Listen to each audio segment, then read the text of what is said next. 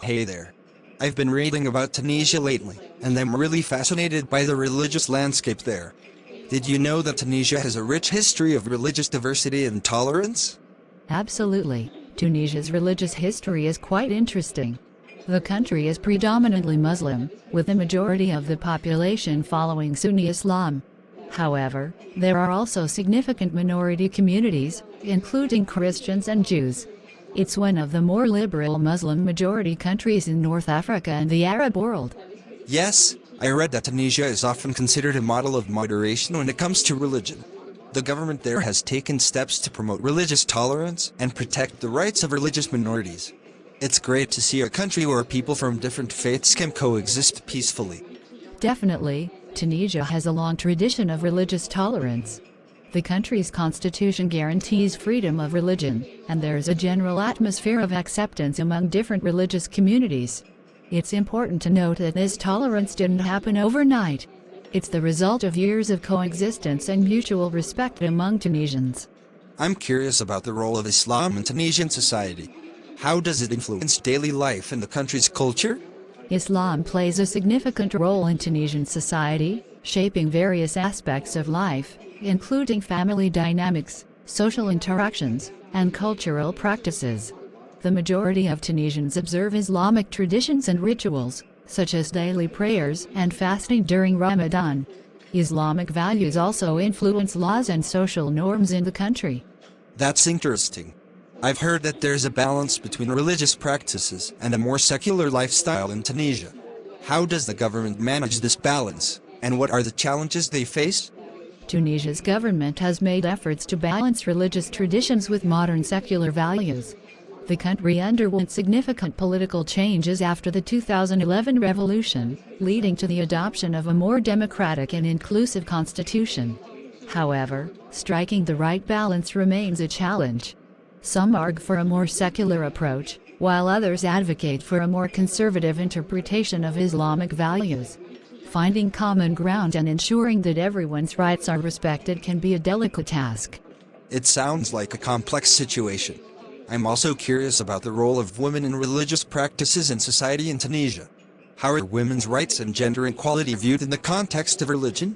Women's rights and gender equality have been important topics in Tunisia. The country has made significant progress compared to some other countries in the region. Tunisian women have the right to vote, work, and participate in public life. There are also efforts to promote gender equality in religious contexts, although challenges remain, particularly in more conservative communities. Some progressive interpretations of Islam in Tunisia advocate for women's rights and equal participation in society. That's encouraging to hear. It's important for any society to promote gender equality. I'm also curious about the Interfaith Dialogue in Tunisia. How do different religious communities interact with each other, and are there initiatives to promote understanding among them? Interfaith dialogue is actively encouraged in Tunisia. Religious communities often coexist peacefully, and there are initiatives aimed at fostering understanding and cooperation among different faiths. Interfaith events, conferences, and dialogues are held regularly to promote tolerance and mutual respect. Additionally, the government and various non-governmental organizations work together to bridge gaps between religious communities and promote harmony. It's heartening to know that Tunisia is actively promoting interfaith understanding. In a world where religious differences sometimes lead to conflict, initiatives like these are incredibly important. I'm also interested in knowing about the education system in Tunisia. How are religious studies taught in schools, and is there a balance between religious education and secular subjects? In Tunisia, the education system includes both religious and secular components. Islamic education is part of the curriculum in public schools, where students learn about the Quran, Islamic history, and ethics. However, the curriculum also includes a wide range of secular subjects, ensuring a balanced education for students.